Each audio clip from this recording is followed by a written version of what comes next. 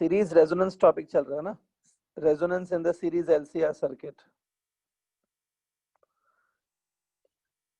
ये टॉपिक चल रहा है, resonance in the series LCR circuit, right. इसमें मैंने आपको बताया था कि जो सीरीज एलसीआर सर्किट होता है, एलसीआर में तीनों प्रेजेंट होते हैं, इंडक्टर, कैपेसिटर, रेजिस्टर।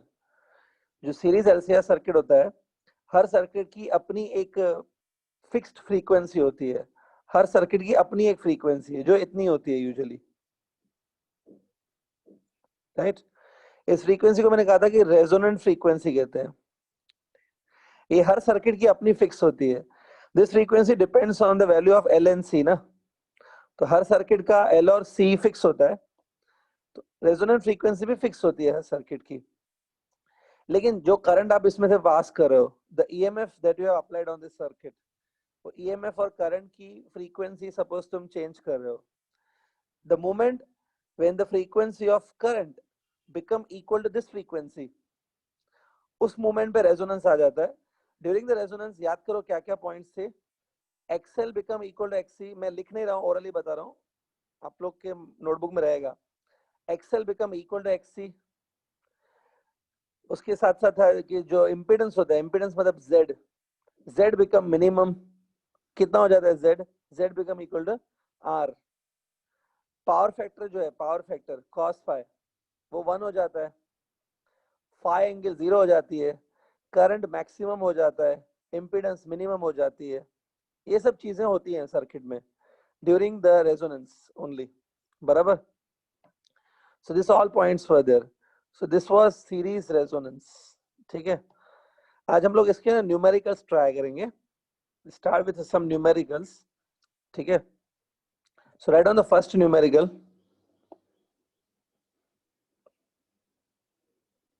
अच्छा हाँ ये ग्राफ बाकी है क्या, हाँ हाँ हाँ याद आया, ठीक है। अच्छा रेजोनेंस में ग्राफ भी होता है, जो मैंने कहा था कि आज प्लॉट करेंगे, we will plot the graph and then we can see the numericals, ठीक है। ग्राफ भी बहुत इजी है, इट्स एक्सट्रीमली इजी, ठीक है, but it's an important graph. ध्यान से देखो, suppose I am plotting a graph over here, on the x axis I am plotting the frequency, ठीक है। तो आपको डाउट आएगा कि किसका फ्रीक्वेंसी, कौन सा फ्रीक्वेंसी हम बोल रहे हैं। यहाँ पर मैंने करंट की फ्रीक्वेंसी प्लॉट की है, करंट जो आ रहा है ना आपके सर्किट में, वो करंट ऑल्टरनेटिंग है, ठीक है। तो वो जो अल्टरनेटिंग करंट है उसकी जो फ्रीक्वेंसी है, फ्रीक्वेंसी मतलब number of cycles arriving per second, उसको फ्रीक्वेंसी बोलते हैं ना। तो वो फ्रीक्वेंसी एडजस्टेबल है, this is the frequency of current. ये देखो अगर मैं यहाँ पर हूँ, that means it's a low frequency, जैसे आगे बढ़ेंगे फ्रीक्वेंसी इज इंक्रीजिंग। अच्छा वाई एक्सिस पे मैंने क्या प्लॉट किया है, वाई एक्सिस पे we plotted the current which is running in our circuit, जो करंट फ्लो रहा है वो प्लॉट किया है। अब आप बोलेंगे करंट तो अल्टरनेटिंग है ना, करंट को कैसे प्लॉट किया, मतलब यहाँ पे मैंने करंट की सपोज आरएमएस वैल्यू प्लॉट की है, करंट की आरएमएस वैल्यू, ठीक, कि करंट की आरएमएस वैल्यू कितनी है वो प्लॉट किया है, ठीक है। अब होता क्या है, ध्यान से देखो, इन सारी फ्रीक्वेंसीज में से एक फ्रीक्वेंसी जरूर ये वाली होगी ना, रेजोनेंट फ्रीक्वेंसी भी इसमें होगी एक। Resonant frequency is denoted by symbol F R, F R resonant frequency. Suppose ये एफ आर है, ये वाली, ये देखो, ठीक है, दिस इज रेजोनेंट फ्रीक्वेंसी। तो एक बात बताओ, जब हम लोग फ्रीक्वेंसी इतनी वाली रखेंगे, ये फ्रीक्वेंसी रखेंगे, if I keep this frequency, मतलब जो करंट आ रहा है ना उसकी फ्रीक्वेंसी ये है, ये वाली, so I think it is not equal to F R, it is lesser than F R ना, तो करंट भी कम ही रहेगा। लेट्स से करंट इतना है, here I am getting current, जैसे जैसे ये करंट है मतलब इतना होगा लगभग इतना। अब देखो जैसे जैसे आप इधर जाओगे, as you go here, as you go this way, see you are reaching near and near to the resonant frequency ना, मतलब करंट की जो फ्रीक्वेंसी है वो रेजोनेंट फ्रीक्वेंसी के नियर पहुंच रही है, तो करंट बढ़ना स्टार्ट करता है ऐसे, लाइक दिस। जब एग्जैक्टली आप रेजोनेंट फ्रीक्वेंसी पे पहुंचोगे ना, आपको याद होगा when the resonant frequency occurs, जब frequency of current become equal to resonant frequency, उस टाइम पे क्या होता है, रेजोनेंस ऑकर होता है, करंट बिकम मैक्सिमम। ये देखो मैक्सिमम हो गया, यहाँ पर मैक्सिमम है करंट, ये देखो। उसके बाद क्या होगा, उसके बाद सपोज आपने फ्रीक्वेंसी को और बढ़ाया, इधर हो गई frequency, now this is a frequency suppose. अब ये फ्रीक्वेंसी ऑब्वियसली रेजोनेंट फ्रीक्वेंसी से आगे निकल गई है, so now resonance will not occur, current again start diminishing like this। इस टाइप का ग्राफ मिलता है ऐसे, दिख रहा है, कुछ माउंटेन जैसा शेप मिलेगा ना, इस टाइप का ग्राफ मिलता है। ये ग्राफ क्लियरली हमको बताता है कि जब frequency of current become equal to this much, जो फ्रीक्वेंसी इतनी हो गई, कितनी, रेजोनेंट फ्रीक्वेंसी की जितनी, तब करंट मैक्सिमम हुआ है। इस करंट को मैं लिखता हूँ I M, that is maximum current obtained. सब जो आई एम है वो RMS value of the current है, आरएमएस वैल्यू मैक्सिमम हो गई है, current has reaches to maximum value. तो ये इस पॉइंट पर हुआ है, ठीक है। अगर बाय चांस तुमको अभी भी कंफ्यूजन है, ठीक है, तो ग्राफ को थोड़ा याद रखो। पहले आई एम तुम निकाल भी सकते हो, सिंपल। आई एम क्या है पता है, I M is a maximum current that occurs during resonance. Current is given by this formula, E upon Z, याद है, total resistance upon total EMF upon total resistance, E upon Z. लेकिन during resonance याद है, during resonance Z equals to R हो जाता है ना, ई bye are, यही है आई एम की वैल्यू, ठीक है। तो करंट मैक्सिमम हो चुका है ड्यूरिंग रेजोनेंस, और वो इतना होगा, ठीक है। तो ये ग्राफ देखो ध्यान से, दिख रहा है, ये जो शेप है ना पर्टिकुलरली, कुछ कुछ माउंटेन जैसी शेप है, ये शेप को भी रेजोनेंस शेप ही कहते हैं। मतलब जब भी रेजोनेंस ऑकर होता है तो इस टाइप का ग्राफ बनता है। जब आप वेव्स चैप्टर में जाओगे ना, वेव्स में भी आपने रेजोनेंस पढ़ा है, वेव्स में भी ये ग्राफ है सेम शेप का। तो it's a typical shape related to resonance, याद रखो। एक एक्स्ट्रा चीज बता देता हूँ आपको, खाली नॉलेज के लिए से। आपने रेजोनेंस क्लासेस का नाम सुना है? क्लासेस भी है जिसका नाम रेजोनेंस है, सुना है कभी? हाँ सर। हाँ सर। वो क्लासेस का ना, आप कभी कभी कहीं पे एडवर्टाइजमेंट बोर्ड देखोगे उस क्लासेस का, तो उसका क्लासेस का लोगो देखो, लोगो लोगो भी यही शेप का है। There logo is also of this shape. क्योंकि जिन्होंने ये लोगो वगैरह सेट किया है, जिन्होंने बताया, उनको मतलब शायद इस टॉपिक का नॉलेज था ऑलरेडी, फिजिक्स टीचर्स ही रहे होंगे आई एम श्योर। तो उनको ये नॉलेज था कि रेजोनेंस की शेप हमेशा ऐसी होती है, this is a particular shape related to resonance, ठीक है। तो ऐसा है।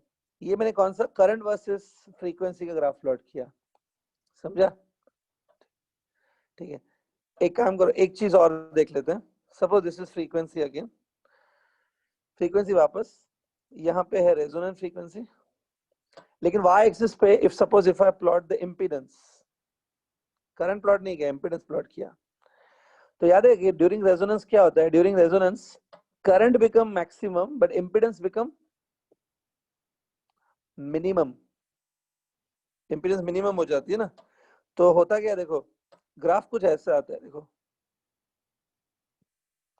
ये ग्राफ देखो, आई थिंक ये एकदम उल्टा है, ऊपर वाले ग्राफ का ये उल्टा है, it's like mirror image.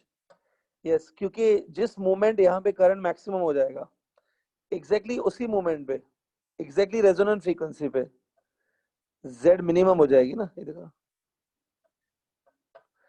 This happens during resonance, ठीक है। मैं कुछ चीजें एक्स्ट्रा भी बता देता हूँ, ये मतलब आपको कॉम्पिटिटिव एग्जाम्स में काम आएंगी, एक दो पॉइंट एक्स्ट्रा बता देता हूँ। एक बात बताओ, ये जब एग्जैक्टली रेजोनेंट फ्रीक्वेंसी पे पहुंचते हो आप, तब जेड मिनिमम हो जाता है, ठीक है। जेड कितना होता है, जेड इक्वल्स टू आर होता है, बराबर।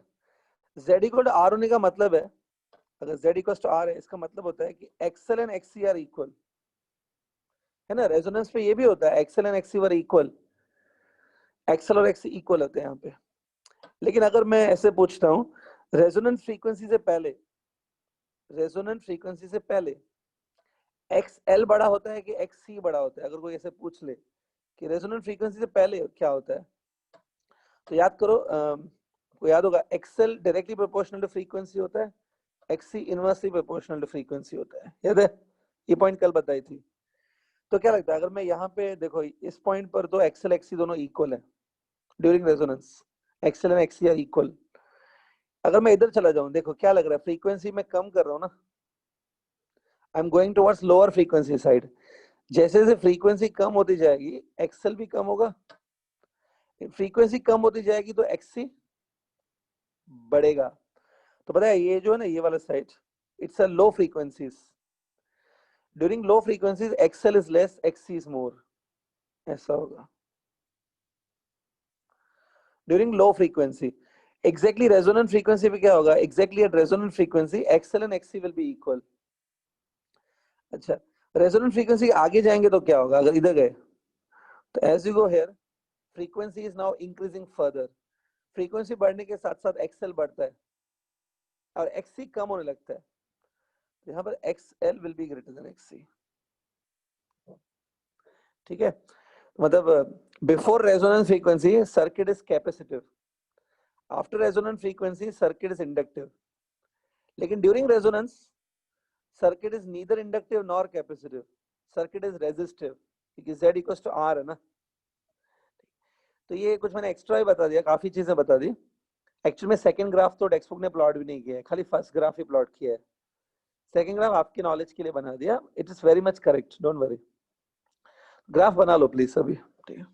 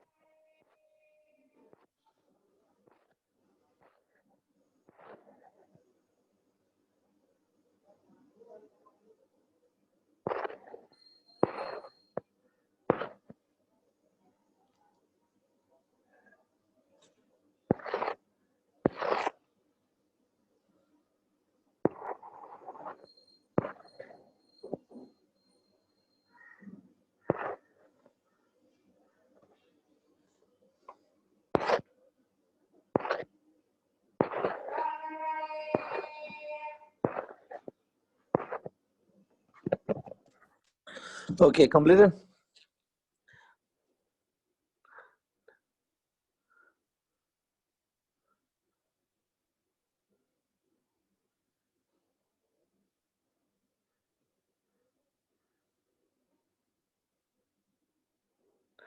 मैडम आप हैं क्या, मैडम माधुरी मैम, मैडम आप हो यहाँ पे? हाँ सर बोलिए। कल जो बच्चों के नाम दिए थे वो आज आज भी प्रेजेंट हैं, तो बात किया है क्या बच्चों के पेरेंट्स से? हाँ सर, कुछ पेरेंट्स से बात किया, कुछ पेरेंट्स ने फोन नहीं उठाया था। आज बच्चे तो फिर एक बार, वापस प्रेजेंट आज है। मुझे होमवर्क के लिए भी फोन करना है ना, एक बार फिर से ट्राई करती हूँ। थोड़ा स्ट्रिक्टली बात करना मैडम, ये बच्चे आज भी प्रेजेंट हैं लेकिन मुझे पूरा उम्मीद है वो ध्यान तो आज भी नहीं दे रहे होंगे। Good? हो गया ग्राफ? हाँ सर। सर सर्किट में अगर करंट ये मैक्सिमम में और इम्पीडेंस मिनिमम में तभी होता है रेजोनेंस, मतलब ऐसे वोल्टेज के लिए ऐसा कुछ नहीं है क्या? नहीं, वोल्टेज मैक्सिमम में मिनिमम नहीं होता है, क्योंकि वोल्टेज क्या होता है कि जो तुमने एसी सोर्स अप्लाई किया है वो एसी सोर्स डिसाइड करता है कि वोल्टेज कितना है। वोल्टेज के लिए मैं इतना बोल सकता हूँ कि ड्यूरिंग रेजोनेंस ये चीज होती है, देखो ड्यूरिंग रेजोनेंस ये चीज होती है, ये तुमने कल लिखी भी है, ये याद है? हाँ सर। मतलब voltage across inductor and voltage across capacitor are equal, दोनों इक्वल है, ये बात है। लेकिन बाकी वोल्टेज मैक्सिमम हो जाता है ऐसा कुछ नहीं है, ये दोनों इक्वल होते हैं। During resonance EL and EC are equal always. या completed everybody? Yes sir. So I hope it's over. These are the points related to series resonance. ठीक है, ये सब मैंने सीरीज रेजोनेंस बताया। ओके हाँ, now before I go further, एक काम करते हैं, एक न्यूमेरिकल सॉल्व कर लेते हैं रेजोनेंस के ऊपर। Let's try one numerical on the resonance. ठीक है, लिखो क्वेश्चन लिखो।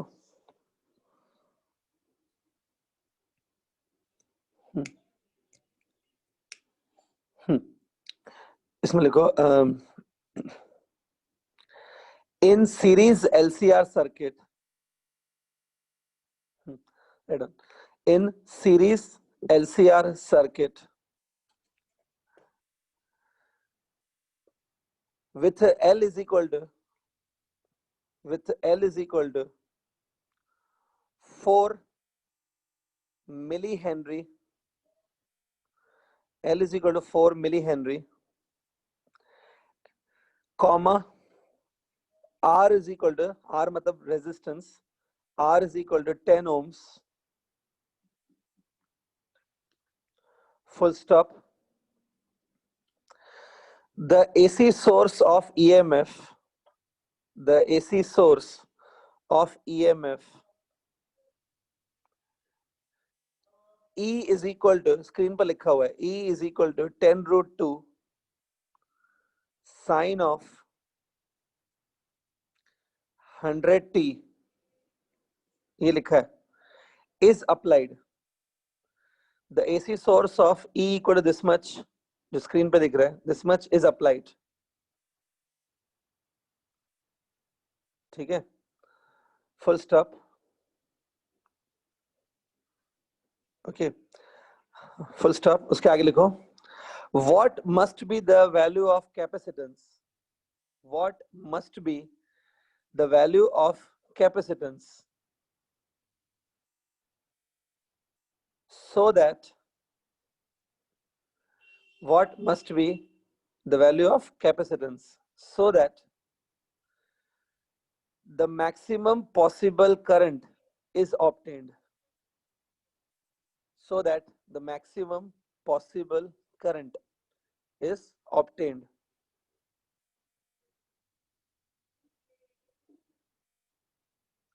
Question mark दो, उसके आगे लिखो, calculate that current,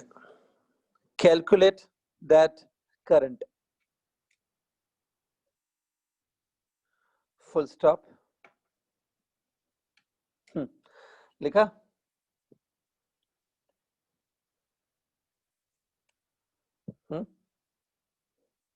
ठीक है, तो चलो स्टार्ट करते हैं. अब देखो स्टूडेंट, अगर अभी क्वेश्चन पढ़ोगे ना, तो क्वेश्चन में कहीं पे भी ऐसा नहीं लिखा है कि रेजोनेंस होना चाहिए, तो डायरेक्टली कभी लिखते नहीं है रेजोनेंस के लिए, लेकिन एक चीज लिखिए, करंट को मैक्सिमम करना है, मैक्सिमम जितना पॉसिबल है. तो करंट को मैक्सिमाइज करना है मतलब इंपीडेंस को मिनिमम करना है, रेजिस्टेंस को कम करना है, इसी को रेजोनेंस बोलते हैं ना. So you have to understand that it is based on resonance. अब एक काम करते हैं, ये जो EMF गिवन है, इट्स 10√2 sin 100t, इसको आप उससे कंपेयर करो E0 sin ओमेगा t से, तो can you tell me omega कितना है? 100. तो प्रॉब्लम क्या है पता है, ये जो EMF जो है ना, this is a omega of this EMF. इस ओमेगा से हम लोग फ्रीक्वेंसी निकाल सकते हैं, ओमेगा को 2πf करके वी कैन कैलकुलेट फ्रीक्वेंसी. जरूरत नहीं है, भले आप ओमेगा भी रख सकते हो, बट सोचो इसमें से हम लोग फ्रीक्वेंसी निकाल लेंगे. That will be the frequency of EMF, वो EMF की फ्रीक्वेंसी होगी. करंट की फ्रीक्वेंसी भी वही रहती है, जो EMF की होती है वही करंट की होती है फ्रीक्वेंसी. तो आप ऐसे मान सकते हो ये करंट की फ्रीक्वेंसी है, तो करंट की फ्रीक्वेंसी कम ज्यादा नहीं हो सकती है, करंट की फ्रीक्वेंसी फिक्स है, वो 100 है. ठीक है, it's a frequency of current. तो अभी मैं क्या करूं, रेजोनेंस कब ऑकर होता है, जब frequency of current, this is a frequency of current, जब ये फ्रीक्वेंसी रेजोनेंट फ्रीक्वेंसी से मैच होती है तभी होती है ना. अब प्रॉब्लम क्या है कि करंट की फ्रीक्वेंसी 100 है, वो हम लोग चेंज नहीं कर पा रहे. This is frequency of current. तो रेजोनेंस पता है कब ऑकर होगा, जब आपकी रेजोनेंट फ्रीक्वेंसी भी 100 होनी चाहिए. Suppose your resonant frequency is also 100, तब ऑकर होगा. तो क्या करेंगे, सबसे पहले we will write formula for resonant frequency, this one. इसमें एक बात बताओ, अगर मैं 2π को इधर शिफ्ट कर दूं, 2πf मतलब ओमेगा हो जाएगा ना, ओमेगा ये आता है बराबर. तो ये आपकी रेजोनेंट फ्रीक्वेंसी की फॉर्मूला है. इट्स सपोज ये रेजोनेंट फ्रीक्वेंसी भी 100 है, अज्यूमिंग रेजोनेंट फ्रीक्वेंसी भी 100 है, और करंट जो पास हो रहा है या जो EMF है उसका फ्रीक्वेंसी भी 100 है, तो रेजोनेंस ऑकर हो जाएगा ना कि नहीं. तो रेजोनेंट ऑकर कभी होगा, जब आपकी ये जो फ्रीक्वेंसी है ना रेजोनेंट, 1/√LC, ये भी 100 होनी चाहिए। तो 1/√LC हैज टू बी 100। तो मैं ऐसे लिख सकता हूं, for resonance to occur omega resonance, R मतलब रेजोनेंस होता है, ओमेगा रेजोनेंस मस्ट बी 100। ये लिखने के बाद मैं ये लाइन लिख सकता हूँ, ये इधर आएगी मतलब। सो थोड़ा समझो इसको, सिंपल है। ईएमएफ जो है ना, ईएमएफ और करंट दोनों की फ्रीक्वेंसी 100 है, इट इज फिक्स्ड, 100 ही है, नहीं बदल सकते आप। तो क्योंकि करंट तो 100 वाला ही आने वाला है, अगर आपकी नेचुरल फ्रीक्वेंसी भी 100 हो जाए, रेजोनेंट फ्रीक्वेंसी भी 100 हो जाए, तो मैच हो जाएगा दोनों की फ्रीक्वेंसी, करंट की और रेजोनेंट फ्रीक्वेंसी मैच हो जाएगी। ठीक है, समझा बात। और यहाँ पे फ्रीक्वेंसी नहीं ओमेगा की से चल रहे हैं हम लोग, कोई बात नहीं, फ्रीक्वेंसी और ओमेगा एक जैसे होते हैं, खाली फ्रीक्वेंसी को 2π से मल्टीप्लाई करो, वो ओमेगा बन जाता है।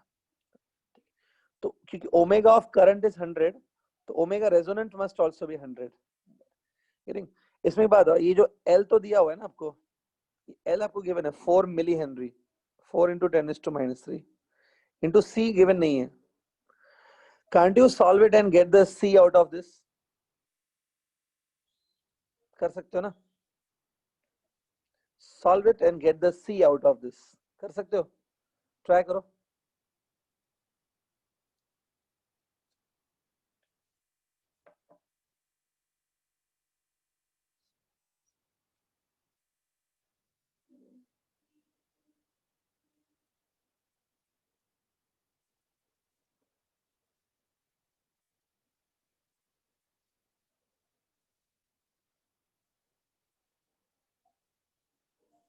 हम्म 25 मिली फैराड आ रहा है क्या?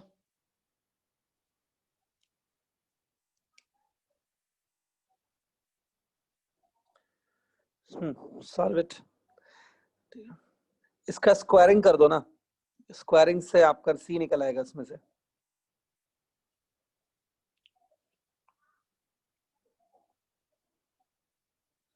Do the squaring on both sides. Getting 25 millihenry. Yes sir. ठीक है, तो कैपेसिटेंस तुमको 25 मिली हेनरी सेट करना चाहिए जब 25 मिली फैराड, सॉरी, कैपेसिटेंस तुमको 25 मिली फैराड, स्मॉल m लिखो, f कैपिटल लिखो, small m and f capital. तो जब तुम्हारा कैपेसिटेंस 25 मिली फैराड्स होगा ना, उस मोमेंट पे इसकी जो रेजोनेंट फ्रीक्वेंसी है, रेजोनेंस फ्रीक्वेंसी वो 100 हो जाएगी, करंट की फ्रीक्वेंसी भी 100 है, and the resonance will occur. मिल गया capacitance 25 milli farad, everybody got? Sir वो ज्यादा होता है ना बहुत। हाँ लेकिन इमेजिनरी है, हम लोग को क्या है मतलब, एग्जैक्टली प्रैक्टिकली डेटा जो आएगी वो मैंने नहीं दी है। हाँ सर। यूजुअली माइक्रोफैराड्स में आता है, यूजुअली वो माइक्रोफैराड्स में आता है। ये जो मैंने रेजोनेंट फ्रीक्वेंसी 100 ली है ना, 100 नहीं होती है, रेजोनेंट फ्रीक्वेंसी कम से कम किलोहर्ट्ज में होती है, minimum it is in kilohertz, sometime megahertz में भी होती है। मैंने रेजोनेंट फ्रीक्वेंसी 100 लेके कम ले लिया है ये, इसके लिए जाने दो, इतना डिटेल में तो नहीं जाना है हमको। तो resonant frequency C you got 25 milli farads, everybody clear? Next एक चीज और पूछी है कि जब रेजोनेंस ऑकर होगा तब करंट मैक्सिमम हो जाता है, ये आपको मालूम है, लेकिन कितना मैक्सिमम है वो पूछा है। Any idea how to find this maximum current? Sir E0/I0। E0 upon I0। तो करंट निकालने के लिए फॉर्मूला में करंट ही डालोगे तुम, I0 कैसे डालोगे? E अपॉन R है बेटा, R। एक्चुअली में E/Z होता है, देयर इज E/Z, Z मतलब total resistance, Z equals to R होता है ना ड्यूरिंग रेजोनेंस, E/R से मिलेगा। अभी देखो इसमें क्या होता है, सिंपल है, ये फॉर्मूला भी याद रखो। इसमें अगर तुमने जो E लिखा है ना, अगर तुम E का पीक वैल्यू डालोगे तो जो मैक्सिमम करंट है उसका भी पीक वैल्यू मिलेगा, E RMS डालोगे तो फिर करंट का भी RMS वैल्यू मिलेगा। ठीक है, हाँ यूजुअली RMS से ही काम करना चाहिए, यूजुअली RMS से ही चलना चाहिए। तो E RMS डालेंगे, अब बता सकते हो कोई E RMS कितना है? एनीबॉडी? 10। क्योंकि E का जो पीक वैल्यू कितना है, E का जो पीक वैल्यू है वो 10√2 है, 10√2 जो है ना, it's a peak value of E। तो पीक वैल्यू को डिवाइड बाय √2 करने पे पीक अपॉन √2 इज RMS ना, तो RMS 10 है, ERMS is 10, तो तुम यहाँ पे ERMS 10 डाल दो। अच्छा, रेजिस्टेंस कितना गिवन है, वो भी 10 है, तो इज इट 1 एम्पियर आया? This is a RMS value of this maximum current.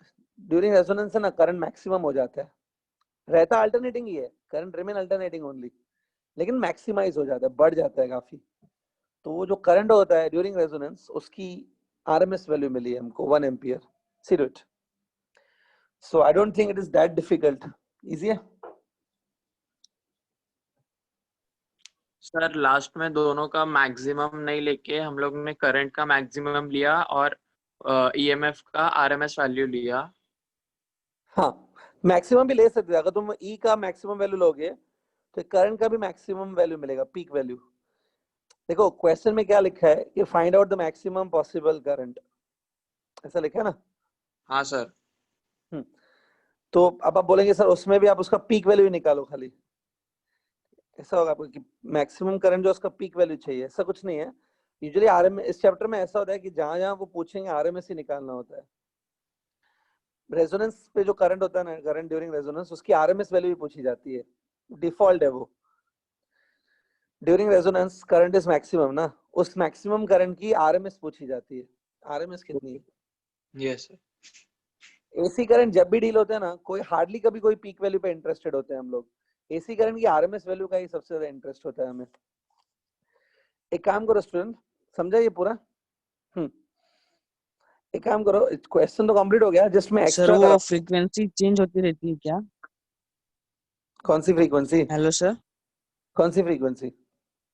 Sir वो एफ का, सर वो जो एफ आपने बताया, रेजोनेंट फ्रीक्वेंसी की करंट जो है उसकी फ्रीक्वेंसी, करंट जो पास हो रहा है उसकी फ्रीक्वेंसी कि रेजोनेंट फ्रीक्वेंसी?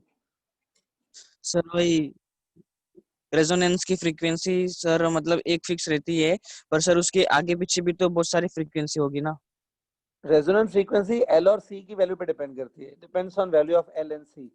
तो अगर तुम्हारे सर्किट में एल और सी फिक्स्ड है, एल और सी तुमने फिक्स लगा के रखा है, तो रेजोनेंट फ्रीक्वेंसी भी फिक्स रहेगी, वो 100 रहेगी। सपोज 100 है तो 100 ही रहेगी। करंट की फ्रीक्वेंसी, जो करंट तुम पास कर रहे हो, करंट अल्टरनेटिंग है, उसकी फ्रीक्वेंसी भी तुम 100 बना दो तो रेजोनेंस ऑकर हो जाएगा। क्या ओके डाउट? सर। समझा? ठीक है बेटा, इतना डिटेल में मैं जा रहा हूँ आप कोई और क्लासेस में, मतलब मैं ऐसा नहीं बोल रहा हूँ अपनी पढ़ाई नहीं कर रहा हूँ, मैं तो ऐसा बता रहा हूँ जस्ट। बाकी क्लासेस में क्या होता है, बच्चे मतलब इतना डिटेल में तक नहीं जाते हैं। It's good that you are at least questioning, आपको थोड़ा नॉलेज आ रहा है। बाकी में तो बच्चों को पता भी नहीं चलता कि हो क्या रहा है अल्टीमेटली। तो इतना डिटेल में देखो, अगर आप डिटेल में जाना चाहते हो ना, कोई हार्म नहीं है, you are very good. Detail में जाओगे ना तो थोड़ा कंफ्यूजन तो रहेगा ही हमेशा, मतलब वो जैसा प्रैक्टिस करोगे क्वेश्चंस को तो और क्लैरिटी आएगी उसमें। बट इसलिए क्या होता है, ज्यादातर क्लासेस में ज्यादातर टीचर्स क्या होता है, डिटेल में जाते ही नहीं है। डिटेल में जाएंगे नहीं तो परेशानी दिखती नहीं है, फिर डिटेल में जाओ तो थोड़ी परेशानी आती है एक्चुअली, वही आपको आ रही है अभी। Don't worry, but you are on the good track, at least आपका नॉलेज तो बढ़ रहा है इससे। ठीक है, ओके तो सर। हाँ, अगर आपको अभी भी थोड़ा डिफिकल्टी लग रहा है ना कि सर रेजोनेंस में ना थोड़ा डिफिकल्टी लग रहा है, वो इसलिए है क्योंकि आप ज्यादा डिटेल में जा चुके हो, अंदर काफी चीजें आप सुन रहे हो और काफी चीजें ट्राई कर रहे हो। अभी देखो यहाँ पर ही कुछ स्टूडेंट होंगे, ठीक है, जो मतलब एक कान से सुन रहे हैं दूसरे कान से निकाल रहे हैं, है ना। I can not catch them, but होंगे, उनको बिल्कुल डिफिकल्टी नहीं लग रही होगी, वो आराम से बैठे होंगे। ठीक है, तो जो अंदर जाता है कॉन्सेप्ट में उसी को थोड़ी डिफिकल्टी मिलती है, नहीं जाओगे तो डिफिकल्टी भी नहीं मिलेगी। ठीक है, सो एक्चुअली मैं क्यों बोल रहा हूँ, जिनको डिफिकल्ट लग रहा है कि सर थोड़ा सा अभी भी कंफ्यूजन है, तो don't worry, you are on the good track actually. आप अंदर जा रहे हो डीप कॉन्सेप्ट में, इसलिए डिफिकल्टी लग रही है, क्योंकि बताया तो मैंने काफी कुछ है रिलेटेड टू रेजोनेंस, इतना होता भी नहीं है बताने को एक्चुअली। ठीक है, तो एक्चुअली देखो ये क्वेश्चन कंप्लीट हो गया, आप प्रैक्टिस करते रहो, मेरा कहने का मतलब ये है कि आप न्यूमेरिकल प्रैक्टिस करते रहो। अगर HC वर्मा या कोई अच्छे बुक से करोगे तो और बेटर है, और डाउट्स निकलेंगे। But at the long run, 1 साल बाद 2 साल बाद देखो आपका इस टॉपिक का नॉलेज काफी अच्छा हो जाएगा फिर। ठीक है, हाँ चलो आगे बढ़ते हैं स्टूडेंट। ये क्वेश्चन तो कंप्लीट हो गया, क्वेश्चन गॉट कंप्लीटेड। फिर भी एक एक्स्ट्रा चीज दिखा देता हूँ। अगर मैं इसमें एक्सेल निकालूं और मैं XC निकालूं, डू यू फील रेजोनेंस है तो एक्सेल XC दोनों इक्वल आने चाहिए ना? देखो एक्सल एक्सी इक्वल आ रहे हैं कि नहीं। ये ओमेगा वाज 100, जो करंट आपने पास किया उसका ओमेगा कितना था, 100 था ना, और एल कितना था, 4 मिली हेनरी। 4 मिली हेनरी मतलब इतना। सॉल्व करो, कितना है ये बोलो। Yes sir. ये एक्सल है, देखो अब एक्सी निकालता हूँ। एक्सी ये होता है 1/ओमेगा सी, तो ओमेगा इज 100, सी कितना मिला था तुमको, आई थिंक 0.25 मिली फैराड्स मिला था, मतलब इतना। सॉल्व करो, ये ऐसा है डिनोमिनेटर में इट्स 1/2.5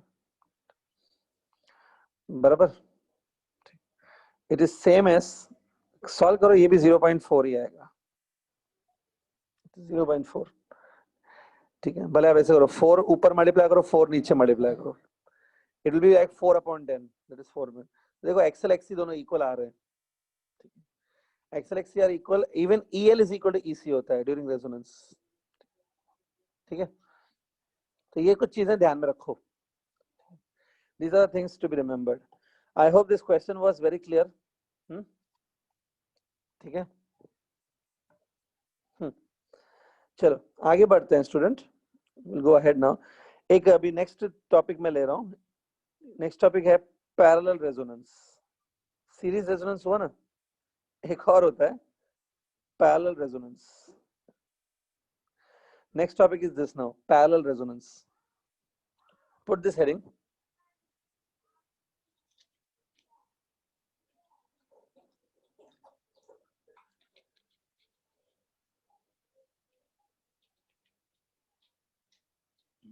यस। पैरेलल रेजोनेंस क्या है, एक बार बताओ, अभी तक आपने ये जो एसी सर्किट चैप्टर है इसमें आपने अलग अलग सर्किट्स देखे हैं, एलसीआर वगैरह, सारे के सारे सर्किट जो अभी आपने देखने उसमें सीरीज था कि पैरेलल कोई था सर्किट, सब सीरीज ही थे। I think all circuits were series, LCR was series. लेकिन पता है एसी सर्किट्स में पैरेलल सर्किट्स भी होते हैं, मतलब इंडक्टर और कैपेसिटर और रेजिस्टर आपस में पैरेलल में कनेक्टेड है, ऐसे पैरेलल सर्किट्स भी होते हैं, लेकिन वो आपके सिलेबस में फिलहाल नहीं रखे गए हैं। इंजीनियरिंग वगैरह में आते हैं, parallel circuits are also there, मतलब इंडक्टर कैपेसिटर पैरेलल में कनेक्टेड है। आपकी टेक्स्ट बुक में वो उतने नहीं है डिटेल में, लेकिन parallel circuits also exist. Parallel resonance क्या होता है, parallel resonance is a phenomena which occurs in the AC circuits of parallel combination. Parallel AC circuits में ये रेजोनेंस होता है, तो उसको पैरेलल रेजोनेंस बोलते हैं। सी ये कैसे होता है, ध्यान से देखो। इमेजिन ये एक इंडक्टर है, inductor, it is connected in parallel with a capacitor. ये देखो फर्स्ट टाइम देखो ऐसा हुआ है कि मैंने दो चीजों को पैरेलल में कनेक्ट किया है इन दिस चैप्टर। ठीक है, रेजिस्टेंस नहीं लेना है फिलहाल,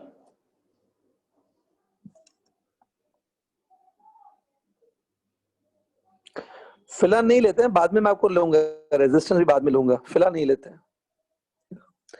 तो क्या लग रहा है ये पैरेलल सर्किट है ना, this is Indeed parallel circuit, right. ठीक है,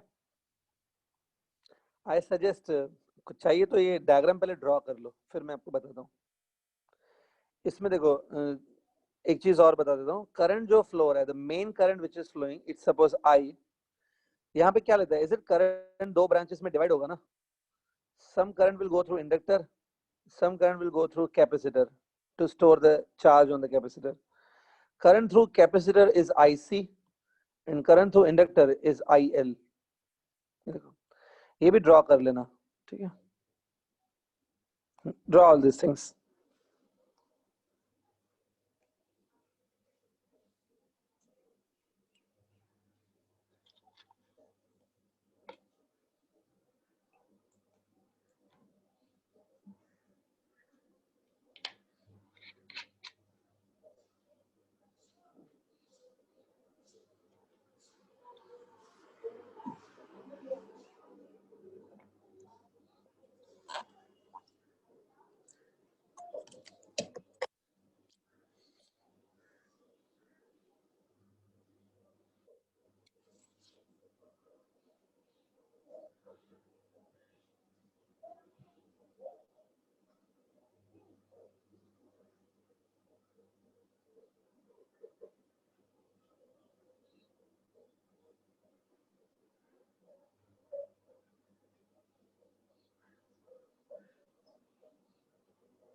हो गया? हाँ सर। ठीक है। अब देखो सर्किट आपके सामने है, मैं अभी सर्किट रिमूव कर रहा हूँ। I am going to next page. Circuit आप अपने सामने है, उसको देखो। देखो इस अभी इसमें हमें करना क्या है, मैं पहले वो बता देता हूँ। सबसे पहले हमको इसमें ना ये जो टोटल करंट है, करंट विच इज पासिंग, ये टोटल करंट निकालना है। ईएमएफ तो दी हुई है ना, ईएमएफ गिवन है, फिर करंट निकालना है। फिर रेजोनेंस मतलब वही होता है जब एक्सएल और एक्ससी इक्वल हो जाते हैं। आपको याद होगा सीरीज रेजोनेंस में भी यही था, एक्सएल एंड एक्ससी बिकम इक्वल। तो पैरेलल रेजोनेंस में भी वही होता है, एक्सएल और एक्ससी इक्वल हो जाते हैं। हमको फिर उसके बाद ये देखना है कि जब एक्सएल एंड एक्ससी इक्वल हो जाएंगे उस टाइम पे करंट बिकम मैक्सिमम कि करंट बिकम मिनिमम, वो क्या होगा। अगर बाय चांस करंट मैक्सिमम हो गया तो फिर मतलब इंपेडेंस मिनिमम हो जाएगा, और उल्टा भी होगा। तो मतलब वही देखना है कि यहाँ पर अगर रेजोनेंस ऑकर हुआ, मतलब यहाँ पर अगर एक्सएल एंड एक्ससी बिकम इक्वल, उसकी को रेजोनेंस बोलते हैं। तो उस टाइम पे करंट के साथ क्या होगा, करंट बिकम मैक्सिमम की मिनिमम, वो देखना है। वो तभी पता चलेगा जब हम लोग पहले करंट निकालेंगे, समय में करंट निकालना है। ईएमएफ तो गिवन है, आप देख लो सर्किट डायग्राम, उसमें ईएमएफ गिवन है, it's E not sine omega T. तो ईएमएफ गिवन है सर्किट में, करंट निकालना है ना। तो वही हमारा काम है। चलो अब करंट कैसे निकाल सकते हैं मैं बता देता हूँ, सुनो ध्यान से। करंट निकालने के दो मेथड्स हैं यहाँ पे।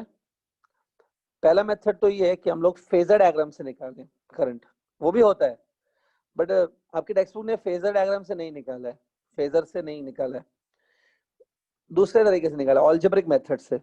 Phasor is a you can say geometric method, vector method. Algebra से निकाला है, तो हम लोग भी उसी से करेंगे। सी टू इट केयरफुली। देखो ये ईएमएफ है, ठीक है। एक बात, सबसे पहले मैं ये निकालता हूँ IC. IC is a current passing through capacitor. अब कहते हैं पैरेलल, जब दो चीजें पैरेलल में होती हैं, पैरेलल में वोल्टेज सेम होता है, तो voltage across capacitor and voltage across inductor same होगा ना।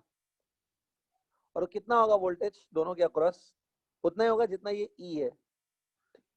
तो कैपेसिटर के अक्रॉस वोल्टेज कितना लगा हुआ है, कैपेसिटर के अक्रॉस जो वोल्टेज है ना वो ई है। E is a voltage applied on capacitor. Anybody remembers capacitors में क्या होता है, करंट लीड करता है कि लैग करता है रिलेटेड टू ईएमएफ। लीड करता है। सो आईसी की फॉर्मूला बता सकते हो, आईसी क्या होगा अप्रोक्सीमेटली। आईसी होगा I naught sine omega T plus pi by 2 ना, इजंट इट। कि करंट आपने बोला लीड करता है 90 डिग्री से, 90 डिग्री से लीड करता है तो it is plus pi by 2। अब देखो अगर आपका मैथमेटिक्स स्ट्रांग है तो आपको मालूम है sign omega T plus pi by 2 को क्या लिख सकते हैं, कॉस ओमेगा टी। ये आई नॉट के बारे में बताऊंगा मैं। I naught is a peak current which passes through capacitor. I naught is a peak current that passes through capacitor. इसके बारे में बता देता हूँ। आई नॉट, वापस बोल रहा हूँ, I naught is a peak current which passes through capacitor. तो आपको याद है आई नॉट को हम लोग ऐसे लिख सकते हैं, ई बाय रेजिस्टेंस लिख सकते हैं, करंट को हम लोग ई बाय रेजिस्टेंस लिख सकते हैं, ई बाय एक्सी लिखेंगे ना, और ई नॉट। ठीक है, ई नॉट लेंगे तो आई नॉट मिलेगा, ई आरएमएस लोगे तो आई आरएमएस मिलता है, सिंपल रूल है। तो ई पीक लोगे तो आई भी पीक मिलेगा, ई आरएमएस लेते हो तो फिर आई भी आरएमएस मिलता है। तो ये देखो इसको ऐसे लिख सकते हैं, ठीक है, समझे ये। ठीक, अब अपना थोड़ा सा दिमाग लगाओ, थोड़ा सा ही लगाना पड़ेगा, ज्यादा नहीं। जैसे मैंने आई सी निकाला है वैसे you try to calculate I L. I L calculate करने की कोशिश करो, देखते हैं। जिस लॉजिक से मैंने आईसी निकाला है वैसे ही सेम स्टेप्स फॉलो करो and tell me I L कितना होगा। आई एल मतलब करंट थ्रू इंडक्टर। ट्राई करो।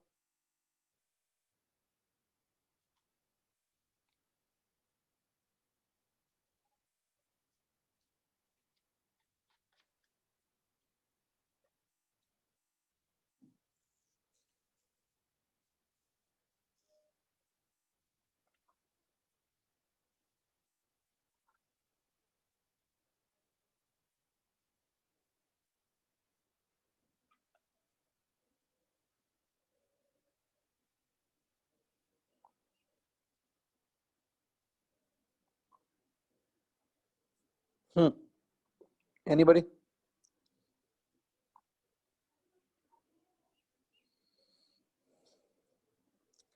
Anyone?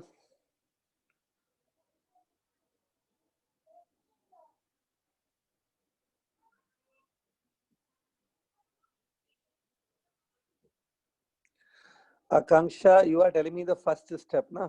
That it is I naught sine omega t minus pi by 2.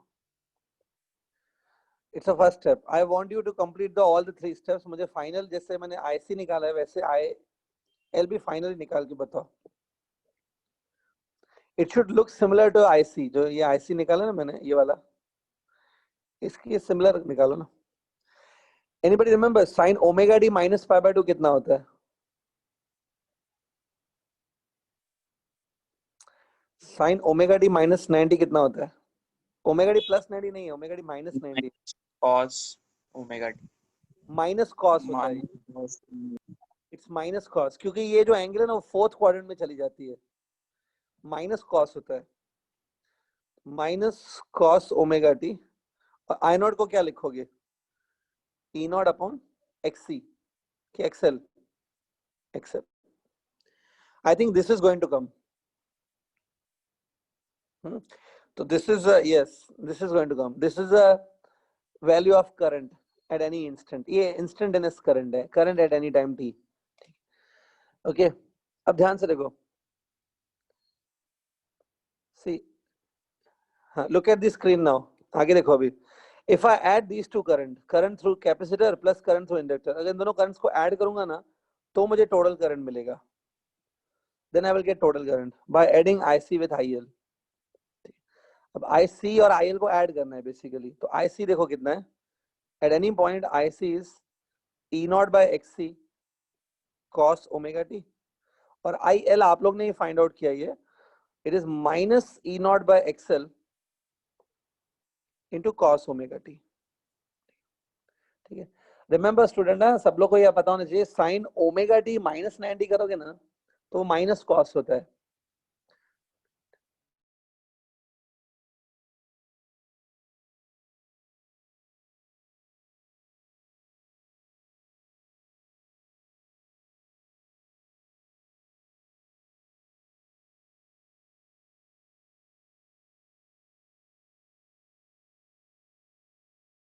Sir screen freeze हुआ है शायद. Hello sir.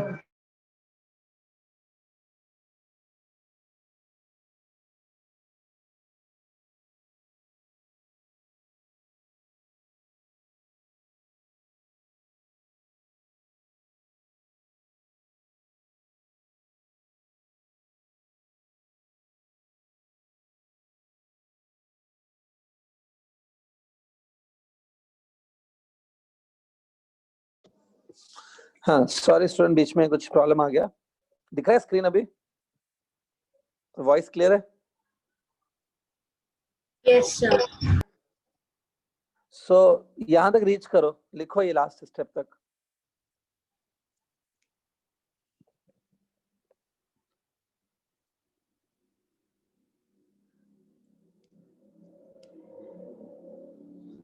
ओके.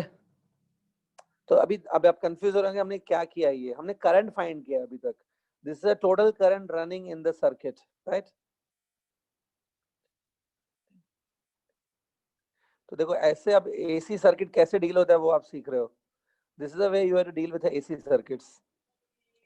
तो ये करंट की इंस्टेंटेनियस वैल्यू है. It's a current. देखो आप फॉर्मूला जो बनी है उसमें करंट टी पे डिपेंड कर रहा है ना. टी आ रहा है.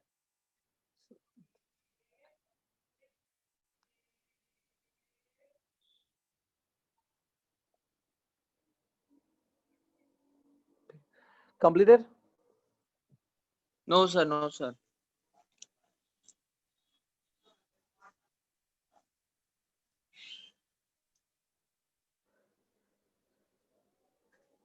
यस सर, हो गया. सबका हो गया? ठीक है.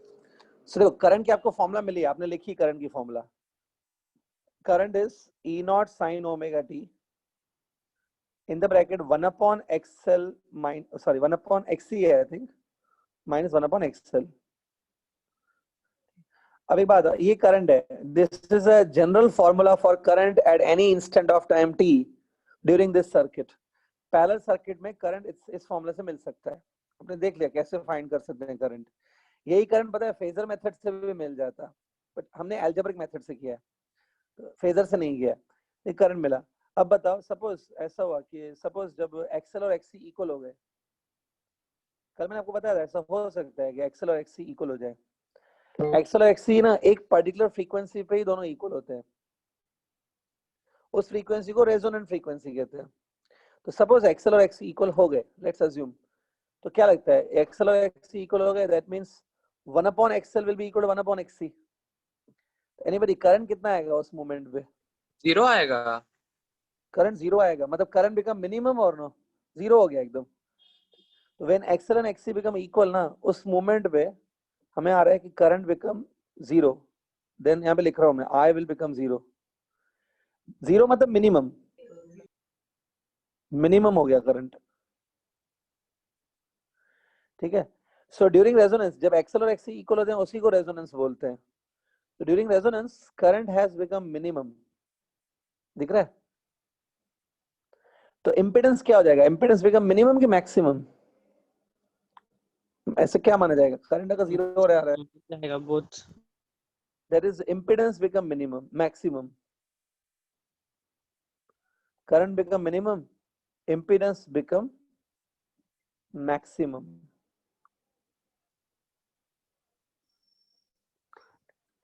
वो impedance हमको निकालनी नहीं है, वो तो अगर मैं निकालूंगा impedance की फॉर्मूला में बना सकता हूँ। यहाँ पे impedance बनाएंगे ना, वो मैक्सिमम आएगी और वो इनफाइनाइट आएगी, almost it will B infinite. करना नहीं है, चलेगा ऐसे। impedance become maximum which is Sir, infinite। Flow होगा कि नहीं होगा? क्या क्या होगा नहीं होगा? सर्किट में करंट फ्लो होगा ना सर? नहीं, उस मोमेंट पे रुक जाएगा, करंट 0 हो जाएगा ना। जब एक्सएल और एक्सी इक्वल हो जाते हैं ना, उस मोमेंट पे करंट 0 हो जाता है। देखो आप बोलेंगे सर फिजिकली ऐसा क्यों होता है, वो मैं आपको चाहिए तो वो भी बता देता हूँ, कोई बात नहीं। बट करंट 0 तो होता है, फिजिकली आप बोलोगे सर ऐसे कैसे हो गया, तो मैं आपको बता देता हूँ। आपको चाहिए सर फिजिकली कैसे होता है 0? इनकमिंग करंट ये दो पार्ट्स में डिस्ट्रीब्यूट होता है, आईसी प्लस आईएल, ठीक है। ऐसा डीसी में होता है, डीसी करंट्स में ऐसा ही होता है, करंट आता है और दो पार्ट में डिस्ट्रीब्यूट होता है। यहाँ पे डीसी नहीं है, यहाँ पे एसी है, यहाँ पे एसी है।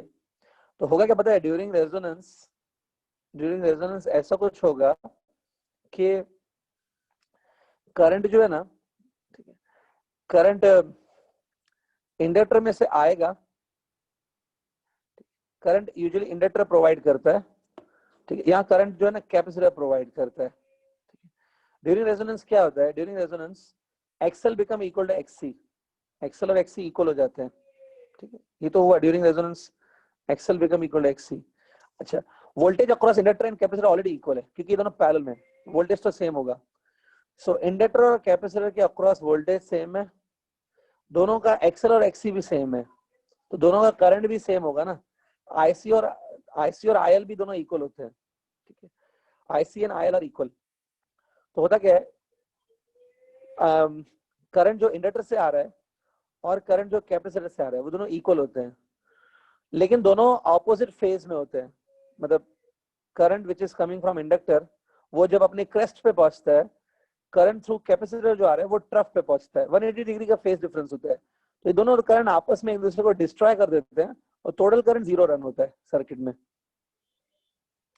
सी ड्यूरिंग रेजोनेंस ये होता है कि current provided by inductor and current provided by capacitor, दोनों करंट ऐड होकर टोटल करंट बनना चाहिए, ऐसा होता है। लेकिन दोनों करंट एक दूसरे को नलीफाई कर देते हैं, क्योंकि डिस्ट्रक्टिव इंटरफेरेंस बनाते हैं दोनों। आईसी और आईएल के करंट डिस्ट्रॉय कर देते हैं और टोटल करंट फिर 0 हो जाता है, ठीक है। Total current is not provided, it's 0 ultimately. AC भी बड़ी चीज है भाई, बहुत कॉम्प्लिकेटेड स्ट्रक्चर है, लेकिन 0 होता है, ऐसे ही 0 नहीं आ रहा है। The total current running in the circuit is 0। ये मैं ऐसे नहीं बोल रहा हूँ करंट थ्रू इंडक्टर बिकम 0 और कैपेसिटर बिकम 0, उन दोनों में करंट होता है, total current become 0। Hello sir. हाँ सर पैरेलल में तो रेजिस्टेंस कम होना चाहिए ना, मतलब ऐसा पैरेलल में जब कनेक्ट करते हैं तो रेजिस्टेंस कम हो जाता है। पैरेलल में रेजिस्टेंस कम होता है एज कंपेयर टू सीरीज, एकदम बरोबर है। लेकिन रेजोनेंस एक अलग चीज है। ड्यूरिंग रेजोनेंस करंट जीरो हो गया है। वैसे करंट जीरो होता है क्या सर्किट में? ऐसे कभी भी नहीं होता है। तो ड्यूरिंग रेजोनेंस जब करंट जीरो हो गया तब मैं मानूंगा रेजिस्टेंस मैक्सिमम हो गया है। रेजोनेंस अलग चीज है। अब हर जगह मतलब रेजोनेंस पे जो चीजें ऑकर होती हैं वो नेचुरली बाकी पॉइंट्स पे ऑकर नहीं होंगी। रेजोनेंस एक अलग सिचुएशन होती है। ठीक है, ठीक है। अब आपने वेव्स में भी रेजोनेंस पढ़ा है ना? आपने वेव्स में क्या पढ़ा है? During resonance body vibrates with a maximum amplitude. तो आप ऐसे भी बोल सकते हो कि सर जब बॉडी वाइब्रेट करती है तो स्लोली स्लोली बॉडी का वाइब्रेशन कम होने लगता है, बॉडी रुक जाती है वाइब्रेट करते करते, लेकिन मैक्सिमम कैसे हो रहा है फिर? तो वो रेजोनेंस के टाइम पे हो रहा है ना, हर बार थोड़ी होगा। तो रेजोनेंस के पॉइंट पे ही करंट जीरो होगा, एवरी टाइम नहीं होगा जीरो। और रेजिस्टेंस भी मैक्सिमम होती है during resonance, otherwise resistance in the parallel circuits are less compared to resistance in the series circuits. Resonance एक अलग सिचुएशन है भाई, ठीक है। हाँ, तो इम्पीडेंस बिकम मैक्सिमम, ठीक है। सो यहाँ पर भी मैंने क्या लिया, जब एक्सएल एक्सी इक्वल होता है तब ये चीजें होती हैं। अब एक्सएल और एक्सी को आप आपस में इक्वल ले लो, let's say XL and XC are equal. हाँ, अब एक काम करेंगे, एक्सएल और एक्सी इक्वल है during resonance I am talking. तो 1/XL will be equal 1/XC, ये मैं लिख सकता हूँ। अच्छा, अभी दोनों साइड क्या करो, दोनों साइड वोल्टेज से मल्टीप्लाई करो। क्या लगता है इंडक्टर और कैपेसिटर पे वोल्टेज सेम होगा कि नहीं? क्योंकि दोनों पैरेलल में वोल्टेज सेम होता है। Multiply both sides by voltage which is same on both. E/XL will become equal to E/XC। थोड़ा सोच के आंसर देना, E/XL क्या होगा? Current of L inductor. Sir IL बोलो ना, simple, equal to IC। IL will be equal to IC। तो देखो करंट दोनों में से इक्वल फ्लो है। IL और IC जीरो नहीं है, देखो जीरो नहीं आ रहे, दोनों इक्वल आ रहे हैं, लेकिन दोनों ऑपोजिट फेज में होते हैं।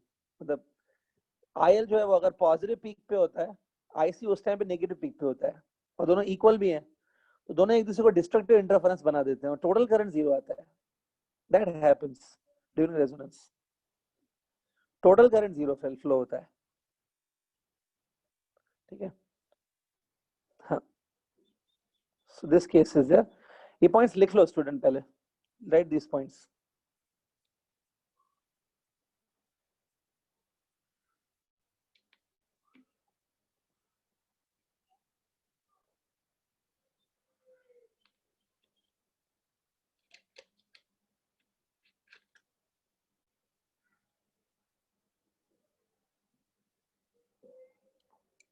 क्लियर? ठीक है। So this was a parallel resonance. इतना डिटेल में नहीं है, इतना ही है शॉर्ट में, पैरेलल रेजोनेंस है ये, ठीक है। एक चीज मैं आगे आगे बता देता हूँ। एक स्टेटमेंट लिखो स्टूडेंट, मैं बाद में समझा दूं। एक स्टेटमेंट लिखो, द पैरेलल रेजोनेंट सर्किट, एक स्टेटमेंट लिखो, the parallel resonant circuit is also known as parallel resonant circuit is also known as rejector circuit। Ejector जो रिजेक्ट करता है, ejector circuit is also known as rejector circuit। उसके आगे लिखो, whereas the series resonant circuit,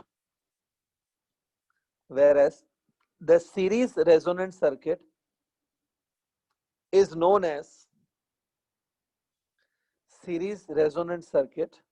known as acceptor circuit। acceptor मतलब वो accept करता है। Series resonant circuit is known as acceptor circuit. लिखा? ठीक है। अब ऐसा क्यों लिखा है हमने वो देख लो एक बार। सी, इमेजिन करो कि सपोज एक ऑल्टरनेटिंग करंट है जो सर्किट में फ्लो हो रहा है। एक मतलब एक सर्किट है, कोई भी सर्किट है, उसमें ऑल्टरनेटिंग करंट फ्लो हो रहा है, एसी करंट, ठीक है।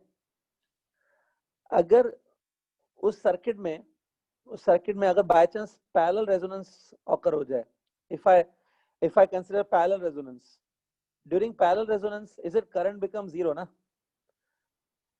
पैरेलल रेजोनेंस में करंट जीरो हो जाता है। करंट जीरो मतलब ये जो सर्किट है वो करंट को रिजेक्ट कर रहा है, it's not accepting the current, current zero हो रहा है, तो इसलिए इसको रिजेक्टर सर्किट बोलते हैं, क्योंकि करंट को जीरो कर देता है।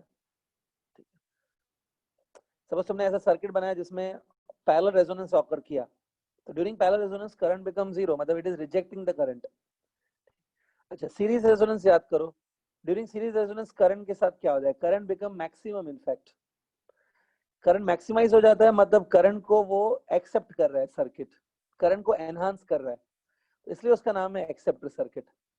तो ये एक्सेप्टर और रिजेक्टर जो है, it is according to the current, it's known as. ठीक है, ज्यादा डिटेल में नहीं बता पाऊंगा, लेकिन एक चीज खाली छोटा सा बता देता हूँ। एक बात बता, जब आप टीवी देखते हो तो आप रिमोट कंट्रोल से चैनल चेंज करते हो, बराबर? तो कभी सोचा है आप करते क्या हो, खाली एक बटन प्रेस करते हो, रिमोट पे आपने एक बटन प्रेस किया तो इसे चैनल चेंज हो जाता है, मतलब एक चैनल रिजेक्ट हो जाता है और दूसरा चैनल एक्सेप्ट हो जाता है। ऐसे कैसे, मतलब एक बटन दबाने से रिजेक्टर और एक्सेप्टर हो जाता है, एक चैनल रिजेक्ट हो जाता है और एक एक्सेप्ट हो जाता है। ये सब आपकी टीवी के अंदर है ना, सीरीज और पैरेलल रेजोनेंस से होता है। ये आपके बटन दबाने से, when you press the button, ठीक है, उससे अंदर रेजोनेंस सर्किट ऑकर होता है, सीरीज और पैरेलल रेजोनेंस होते हैं, तो कुछ करंट्स, कुछ चैनल्स एक्सेप्ट हो जाते हैं और कुछ चैनल रिजेक्ट हो जाते हैं। तो सीरीज और पैरेलल रेजोनेंस का एप्लीकेशन ये है कि आपकी टीवी में यूज होता है, ये सब दोनों सीरीज और पैरेलल दोनों यूज होते हैं आपकी टीवी में, ठीक है, टू सिलेक्ट द चैनल्स, इनका मेन एप्लीकेशन वही है। जब हमको कुछ एक चीज सिलेक्ट करनी होती है और एक चीज को रिजेक्ट करना होता है, तब हम लोग ये यूज करते हैं। ज्यादा अगर आपको इन्फॉर्मेशन चाहिए ना, क्योंकि इंटरेस्टिंग टॉपिक है ये भी, टीवी का चैनल सिलेक्ट करना, यूट्यूब पे जाके आप सिंपल टाइप करोगे ना, the tuning of TV channels using resonance, तो कुछ ना कुछ वीडियोस आ जाएंगे जिसमें ये समझाया होगा डिटेल में। तो होता है टीवी के जो सिलेक्ट चैनल्स करते हो वो भी इसके ऊपर बेस्ड होते हैं। Got this clear? So remember this point. इसमें भी देखो एक्सल और एक्सी इक्वल लिया है, ठीक है, तो जिस फ्रीक्वेंसी पे एक्सल और एक्सी इक्वल होते हैं वो फ्रीक्वेंसी ये होती है ना, यहाँ पर भी यही फ्रीक्वेंसी होगी, इस फ्रीक्वेंसी पे पहुंचने पर ही एक्सल और एक्सी इक्वल होंगे। जब frequency of your current become this much, at that time XL and XC are equal. ठीक है, एक काम करो, आज का लेक्चर मैं इसके आगे नहीं जा रहा हूँ, सिर्फ मैं एक होमवर्क दे रहा हूँ छोटी सी चीज, वो थोड़ा ध्यान से सुन लेना।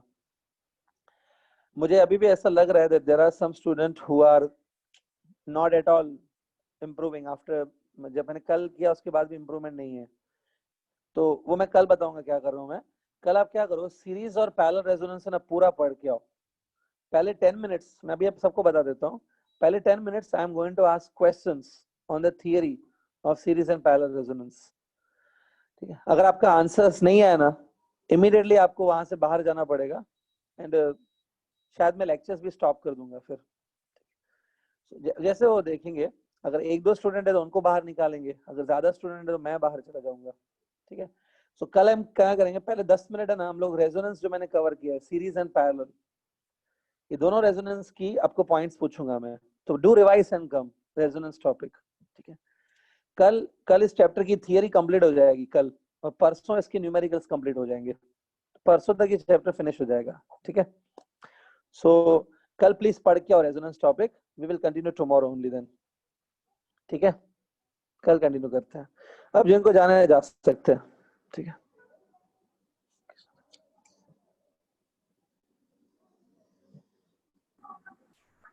हाँ